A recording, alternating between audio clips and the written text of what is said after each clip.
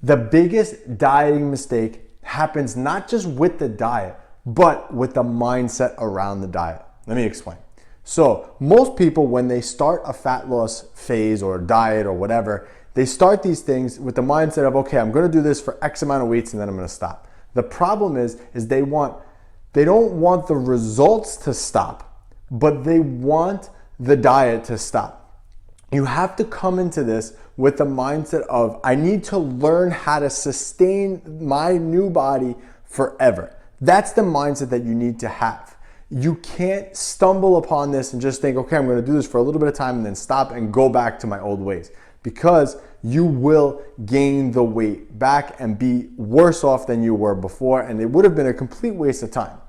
So you need to really think about the mindset that you're putting yourself in when entering a fat loss phase. You need to also learn how the diet actually works. And not, oh, I'm following keto, so that's it, I just don't eat carbs. But no, why is it not working? How many calories do you need to lose body fat? How many grams of protein a day? How many grams of carbs? How many grams of fat? You need to understand these things. You need to learn these things so you can sustain those results after the dieting phase is over.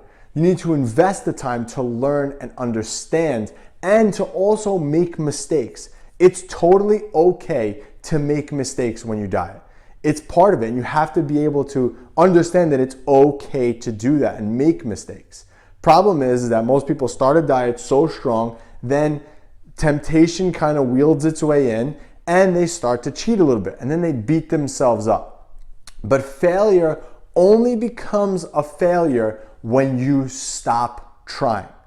So instead of stop trying, learn the process. Learn what your body specifically likes and doesn't like. What foods agree with you, what foods don't agree with you. How many calories do you need to get the scale moving? Learn how this works. And this is why education is such a big part of our program at my gym, because we want to be able to teach everyone how to do this for life. And there's a simple strategy for all of this. And the simple strategy to help with this right mindset is to stop the negative self-talk. I hear this all the time. This diet doesn't work. I'm so terrible. I can't follow diet. I'm so fat. And people look at themselves in the mirror and they put themselves down. And they have like this negative self-talk that goes with all of this. You need to stop that negative self-talk. You would never talk to another person that way. You would never talk to a spouse that way. Why are you talking to yourself that way?